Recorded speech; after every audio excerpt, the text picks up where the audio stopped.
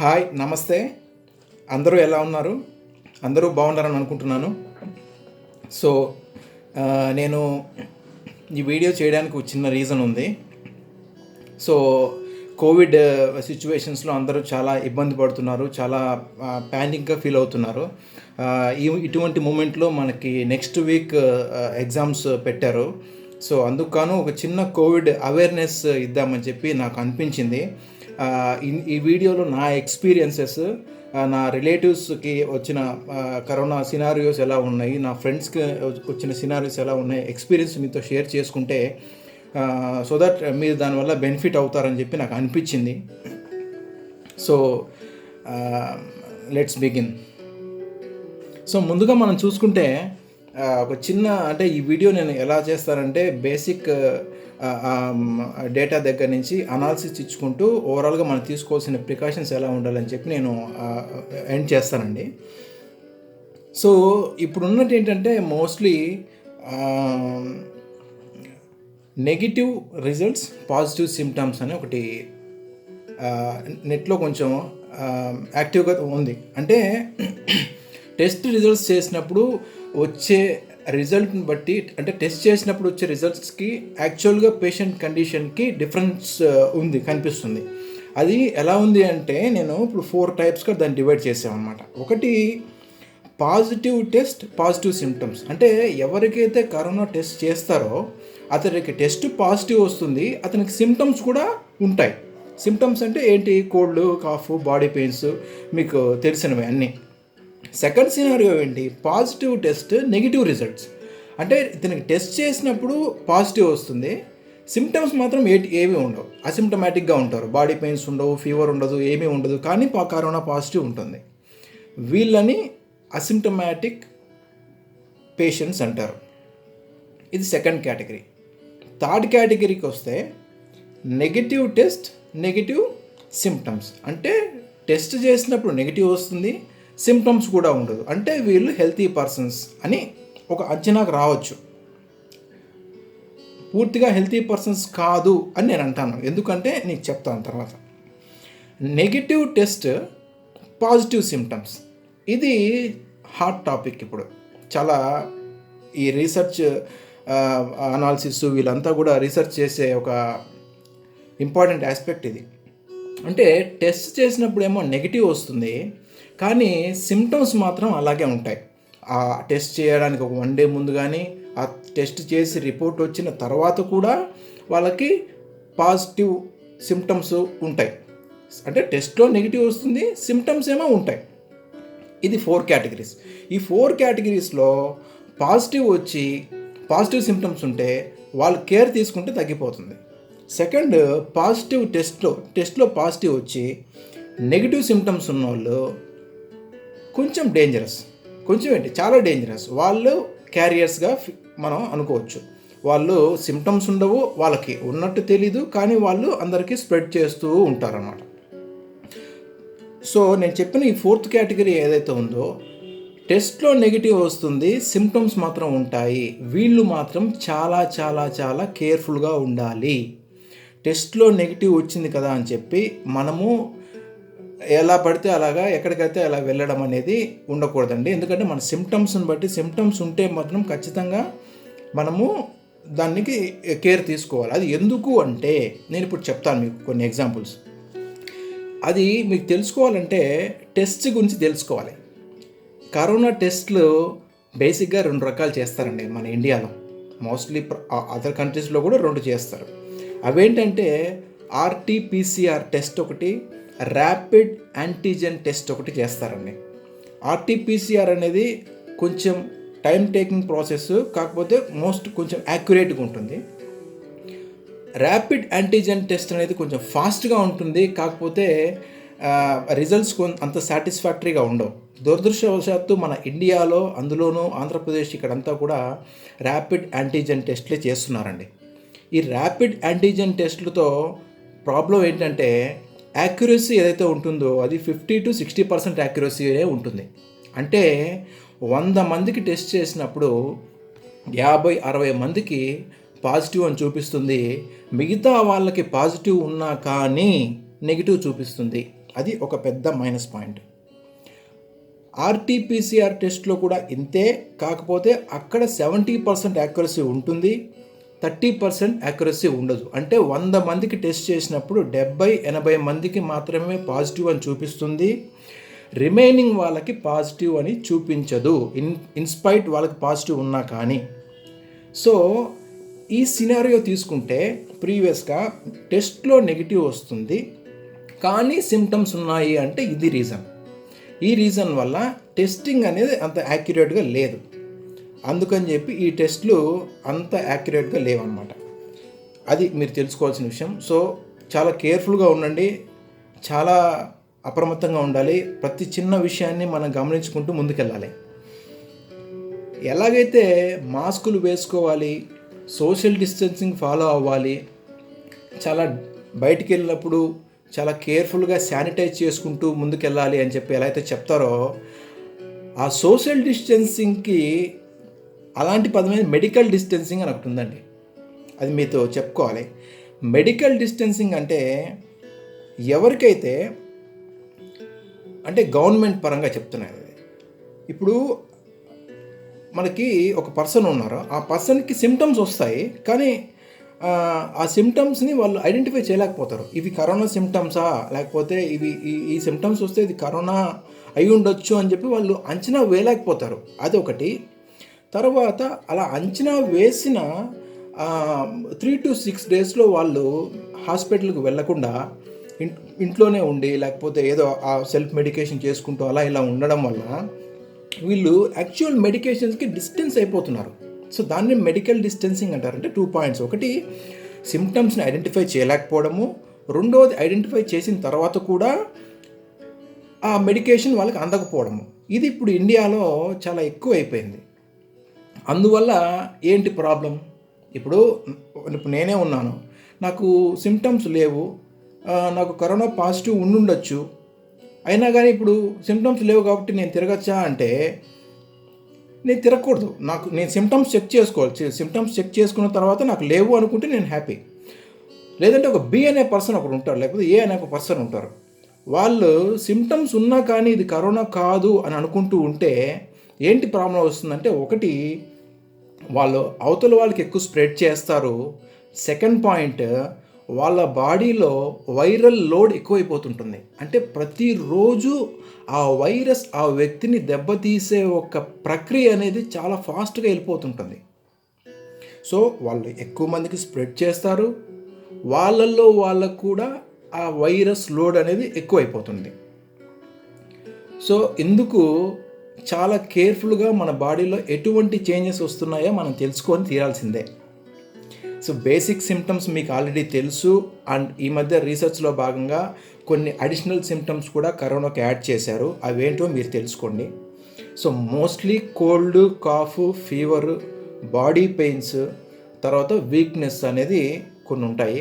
అడిషనల్గా వచ్చింది vomitings, diarrhoea, కళ్ళ నుంచి కూడా వస్తుంది అని చెప్పారు కదా, కంజక్టివైటిస్ కూడా వస్తుంది. అంటే కంట్లో ఎర్రగా అవ్వడము, కళ్ళు మండడము, ఇది కూడా ఒకటి. తర్వాత ఇంక్రీజ్ ఆఫ్ యూరినేషన్ ఒకటి. తర్వాత మనము తెలిసిన లేటెస్ట్ ఒకటి స్మెల్ టేస్ట్ పోవడం ఒకటి. తర్వాత రైట్ సైడ్ ఏదైతే ఉందో అంటే స్టమక్ పెయిన్ రావడం ఒకటి వస్తుంది. తర్వాత హెడేక్ కూడా వన్ ఆఫ్ ద రీజనే అని చెప్పి ఈ మధ్య రీసెర్చ్లో బయటపడిందండి. అంటే మన కొంతమంది సింగర్స్ కూడా చెప్పారు, సింగర్ సునీత గారు వీడియో కూడా చేశారు. జస్ట్ హెడేక్ వచ్చింది, నేను వెళ్ళి చెక్ చేసుకుంటే నాకు పాజిటివ్ అని తేలింది. అంటే ఇవన్నీ కూడా సిమ్టమ్స్. అంటే హెడేక్ని మనం నార్మల్గా తీసుకుని ఏముందిలే అనుకుంటాం. సో అది కూడా ఉండొచ్చు. కాకపోతే ఇవి basic symptoms as per the ICMR, Indian council of medical research వాళ్ళు చెప్పింది. అవి మోస్ట్లీ సిమ్టమ్స్. కాకపోతే ఈ సిమ్టమ్స్ వచ్చిన అందరికీ కరోనా వచ్చిందా అని మనం చెప్పలేం. ఎందుకు? మీరు ఎక్కడ తిరిగారు, ఎవరితో ఉన్నారు, ఎటువంటి కాంటాక్ట్ ఉంది, తర్వాత మీరు ఫ్రీక్వెంట్గా ఎక్కడికన్నా వెళ్ళి వచ్చారా, ఆ వెళ్ళి వచ్చిన వాళ్ళకి ఏదైనా ఉందా అని చెప్పి మీరు చూసుకోవాలి. ఇప్పుడు గ్యాస్ ప్రాబ్లమ్స్ ఉంటాయి, లేకపోతే అదర్ ఏదైనా కొన్ని కోమార్బిడిటీస్ ఉన్నప్పుడు ఆటోమేటిక్గా కోల్డ్, కాఫ్ రావడము, లేకపోతే స్టమక్ పెయిన్స్ రావడం అన్నీ వస్తుంటాయి. ఇది వచ్చినంత మాత్రాన అదని కాదండి, కొంచెం చూసుకొని మనం ఉండాలి. ఎందుకంటే మనము బాడీలో ఉన్న ప్రతి చిన్న చేంజెస్ని మనం తీసుకొని ముందుకెళ్ళాలి. ఇప్పుడున్న పరిస్థితిలో మనం ఒక డాక్టర్ అవ్వడం అనేది చాలా అవసరం. ఎందుకంటే మెడికల్ గురించి అవేర్నెస్ ఓన్లీ మెడిసిన్ చదివిన వాళ్ళే కాదు, చదవని వాళ్ళు కూడా ఇప్పుడు తెలుసుకోవాల్సిన అవసరం ఉంది. సో మీరు కూడా కొంచెం చదువుకొని దాని గురించి ఒక డాక్టర్ అవ్వండి. డాక్టర్గా మీరు కూడా కొంచెం అనాలిసిస్ చేసుకోండి. ఎందుకంటే ఇప్పుడు ఉన్న పరిస్థితుల్లో బయట కోవిడ్ కాకుండా ఏది కూడా బయట ట్రీట్ చేయట్లేదు. ఎందుకంటే ఆ పేషెంట్స్ వచ్చే వాళ్ళ వల్ల, లేకపోతే మనం కూడా అక్కడికి వెళ్తే ఇప్పుడు ఫర్ ఎగ్జాంపుల్కి ఏదో కోల్డ్ కాఫ్ వచ్చింది, సీరియస్గా ఉంది, జస్ట్ చెక్ చేసుకుందామంటే అక్కడికి వెళ్తే అక్కడే మనకేం అంటుకుంటుందో అనే ఉద్దేశంతో మనం వెళ్ళట్లేదు. సో అది కూడా మీరు గమనించండి. సో ఈ సిమ్టమ్స్ అన్నీ ఉంటే, అంటే cold, cough, fever, body pains అన్నీ కానీ, లేకపోతే కొన్ని కానీ, లేకపోతే కంబైన్డ్గా కానీ ఉంటే మనం ఖచ్చితంగా దాన్ని కేర్ తీసుకోవాలి. నెగ్లెక్ట్ చేయొద్దండి. ఖచ్చితంగా మీరు దగ్గరలో ఉన్న ఈ మన ఏమంటారు హెల్త్ ఫెసిలిటీ వాళ్ళని ఎవరితో కాంటాక్ట్ చేయండి. లేకపోతే ఖచ్చితంగా మీరు సొంతంగా తెలుసుకొని ముందుకెళ్ళండి. నెగ్లెక్ట్ మాత్రం చేయొద్దండి. తర్వాత పాయింట్ వచ్చేసరికి ఇండియాలో కోవిడ్ ఎలా ఉంది అని ఒకసారి మనం చూసుకుంటే, ఇండియాలో కోవిడ్ కేసులు ఎవ్రీడే పెరుగుతున్నాయండి. India highest increasing cases. ఇప్పుడు ఇండియాలో everyday almost 80,000 to 90,000 cases increase అవుతున్నాయి. డైలీ రికార్డ్ అవుతున్న కేసులు.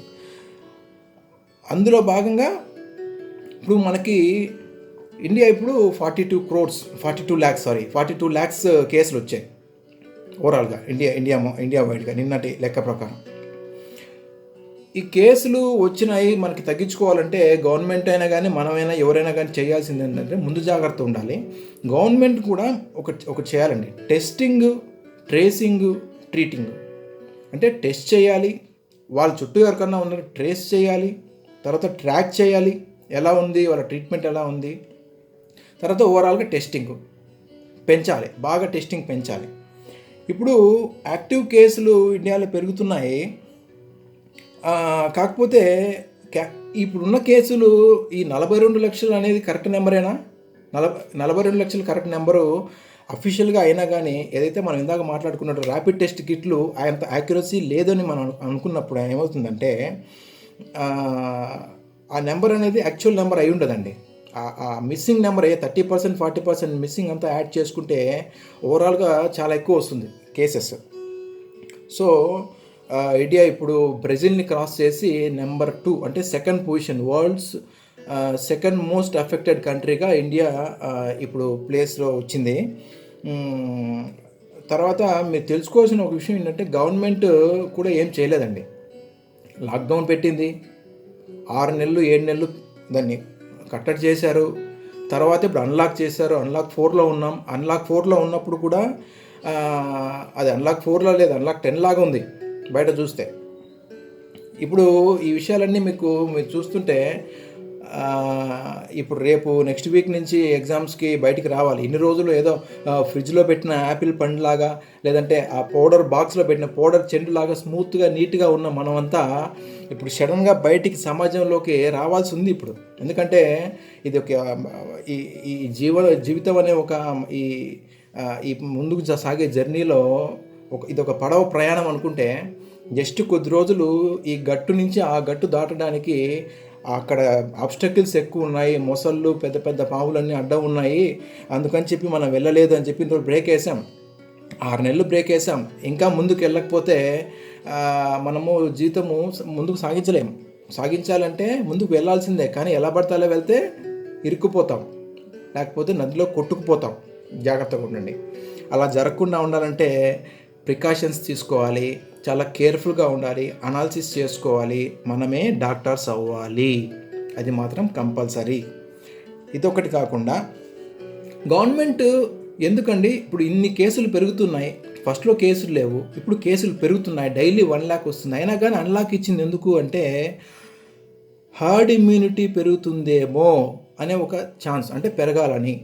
హర్డ్ ఇమ్యూనిటీ అంటే ఏంటంటే ఫర్ ఎగ్జాంపుల్కి ఒక క్లాస్ని తీసుకుంటే, లేకపోతే ఒక కంట్రీని తీసుకుంటే 60 to 70% పీపుల్కి ఆ ఇమ్యూనిటీ పవర్ ఆటోమేటిక్గా పెరిగితే వైరస్ నెక్స్ట్ ఎక్కడికి వెళ్ళాలో తెలియక ఆటోమేటిక్గా వ్యానిష్ అయిపోతుంది అనేది ఒక కాన్సెప్ట్. ఈ రీసెర్చ్లో ఈ సైంటిస్టులు కనుక్కున్న ఈ హార్డ్ ఇమ్యూనిటీ అనే దానికి, హార్డ్ ఇమ్యూనిటీ పెరగాలి అంటే ఇండియాలో ఉన్న 60-70% పాపులేషన్ ఆటోమేటిక్గా ఇమ్యూనిటీ పెరిగితే బాగుంటుంది, ఈ వైరస్ వెళ్ళిపోతుంది అనేది కాన్సెప్ట్ కింద మనకి అన్లాక్ అంతా ఇచ్చారు అని చెప్పి నేను అనుకుంటున్నాను.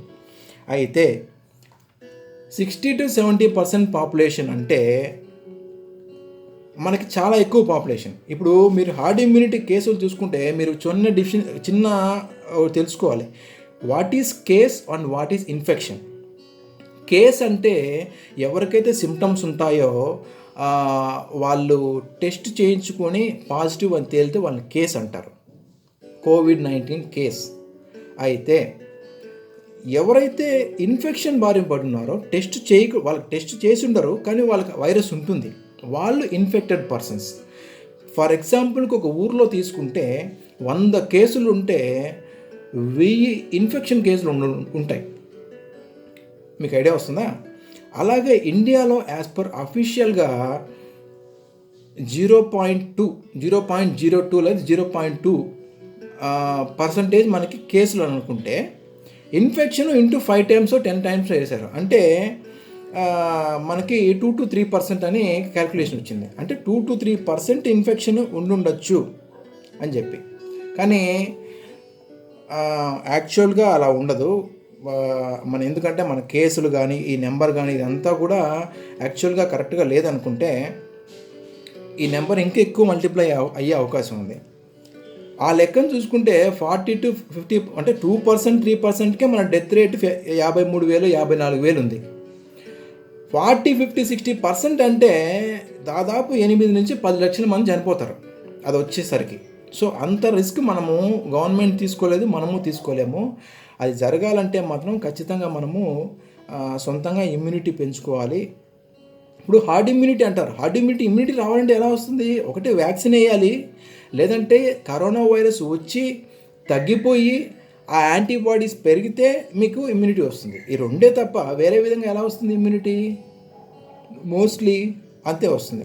ఇంకా మిగతా కేసులు ఎలా ఉంటాయంటే సొంతంగా బాడీలో ఇమ్యూనిటీ ఉన్నప్పుడు ఇమ్యూనిటీ వస్తుంది. సో అది చాలా హార్డ్ ఇమ్యూనిటీ పెరగడం అనేది చాలా కష్టం.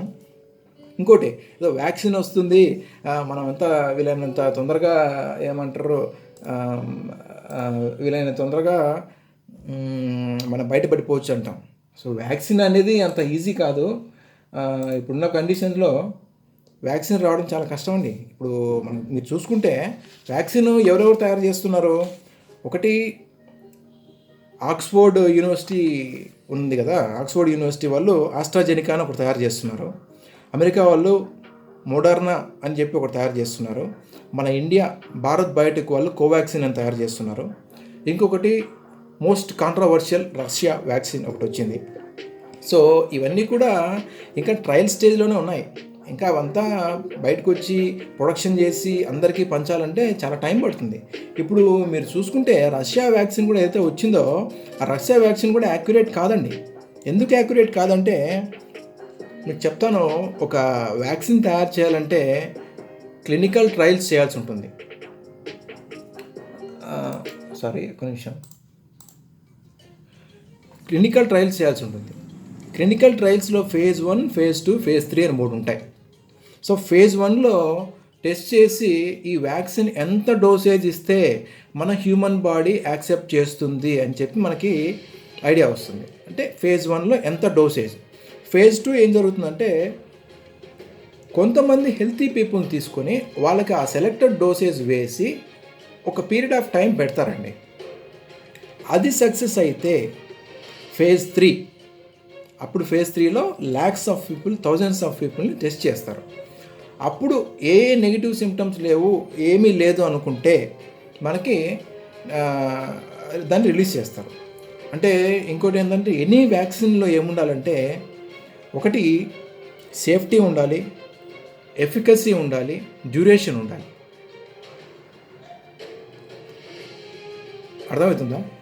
సో సేఫ్టీ అంటే సైడ్ ఎఫెక్ట్స్ రాకూడదు. ఎఫికసీ అంటే దేనికైతే మనం వ్యాక్సిన్ కనుక్కున్నామో, దేనికైతే వ్యాక్సిన్ మనం వేస్తున్నామో దాన్ని కరెక్ట్గా పనిచేయాలి. డ్యూరేషన్ అంటే ఎక్కువ కాలం ఉండాలి. ఏదో ఇప్పుడు ఈరోజు వ్యాక్సిన్ వేసాము, 2-3 నెలలు పనిచేసింది, తర్వాత మళ్ళీ వైరస్ అటాక్ అయిందంటే కుదరదు. అప్పుడు మళ్ళీ సెకండ్ డోస్ ఆఫ్ వ్యాక్సిన్ వేయాలంటే చాలా ఖర్చు అవుతుంది, తెలిసిందే. సో వ్యాక్సిన్ కొన్ని ఇయర్స్ పాటు బాడీలో యాంటీబాడీస్ని పెంచి అలాగే ఉంచి ఈ వైరస్ని తట్టుకునేలాగా చేయగలిగితే అప్పుడు మనకి వ్యాక్సిన్ పర్ఫెక్ట్, అంటే సేఫ్టీగా ఉండాలి, ఎఫిషియెంట్గా పనిచేయాలి, డ్యూరేషన్ ఎక్కువ కాలం ఉండాలి. అయితే ఈ రష్యా వ్యాక్సిన్ ఏదైతే ఉందో వాళ్ళు ఫస్ట్ 2 ఫేజెస్ అనేది చాలా ఫాస్ట్గా చేశారు. అందులో ఓన్లీ 77 మందికి మాత్రమే చేశారు, అది చాలా తక్కువ. అండ్ ఫేజ్ 3 డైరెక్ట్గా జనాల మీదే చేద్దామని చెప్పి వాళ్ళు చెప్పి చేస్తున్నారు. ఏదో మా డాక్టర్కి కూడా ఇచ్చాను, మాకు అంతా ఓకే అయిపోయిందంటే కుదరదండి. ఇప్పుడు ఇండియా లాంటి కంట్రీలో ఇప్పుడు ఎనీ వ్యాక్సిన్ ఎవరైనా తయారు చేస్తే అందరినీ, అంటే అన్ని లొకాలిటీస్ని పెట్టుకొని వాళ్ళు చేయాల్సి ఉంటుంది. ఇప్పుడు అమెరికాలో చేస్తే అమెరికాలో కండిషన్స్ వేరే విధంగా ఉంటాయి, ఇండియాలో కండిషన్స్ వేరే విధంగా ఉంటాయి. ఆ వ్యాక్సిన్ ఇక్కడ పనిచేసేలాగా ఉంటేనే మనకి వ్యాక్సిన్ వస్తుంది. అది లేకుండా మనం ఏదో చేయాలనుకుంటే కుదరదు. సో రష్యా వ్యాక్సిన్లో మైనస్ పాయింట్ నేను చెప్తాను, డైరెక్ట్గా ఫేజ్ 3కి వెళ్ళిపోయారు, ఫేజ్ 2 అంత పర్ఫెక్ట్గా చేయలేదు. తర్వాత ఆ రీసెర్చ్ డేటా ఏదైతే ఉందో ఎలా చేసాము ఏంటి అని చెప్పి పియర్ స్టడీ, అంటే తోటి రీసెర్చర్స్ దాన్ని చదివి అనాలిసిస్ చేయడానికి వాళ్ళు పబ్లిక్ డొమైన్లో పెట్టలేదు. తర్వాత పొలిటికల్ రీజన్స్ వల్ల కూడా దాన్ని ఫాస్ట్ స్పీడప్ చేశారని చెప్పి ఇదంతా ఉంది.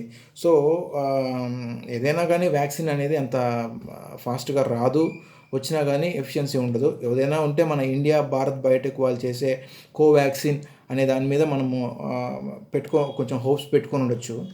అన్నీ ఉన్నా కానీ సెకండ్ పాయింట్ ఏంటంటే రీఇన్ఫెక్షన్ రేట్. రీఇన్ఫెక్షన్ అంటే చాలామందికి ఒక వైరస్ వచ్చి తగ్గిన తర్వాత మళ్ళీ రీఇన్ఫెక్షన్ రావడం, అంటే మళ్ళీ పాజిటివ్ రావడం అనేది కొంతమైతే,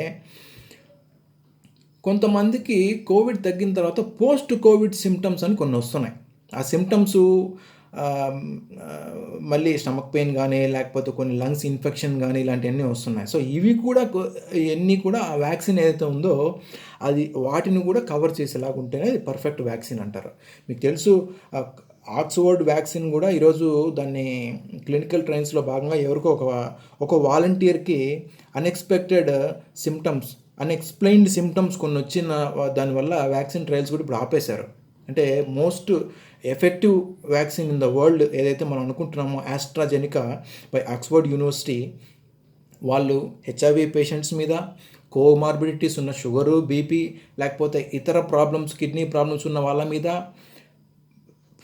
అంటే ఇన్ఫ్రాస్ట్రక్చర్ ఉన్న పేదవాళ్ళపైన, లేకపోతే ఇండియా లాంటి క్రౌడెడ్ ప్లేసెస్లో ఉన్న ఇటువంటి ప్లేసెస్లో అన్ని చోట్ల, అంటే ఇప్పుడు ఆ వ్యాక్సిన్ ట్రయల్స్ ఇండియాలో జరుగుతున్నాయి, బ్రిటన్లో జరుగుతున్నాయి, అమెరికాలో జరుగుతున్నాయి, తర్వాత బ్రెజిల్లో కూడా కొంచెం జరుగుతున్నాయని చెప్పి రీసెర్చ్ పేపర్స్ చెప్తున్నాయి. అంటే అందరినీ వాళ్ళు కన్సిడర్ చేసి ఒక బెస్ట్ వ్యాక్సిన్ ఈరోజు బ్రేక్ పడింది.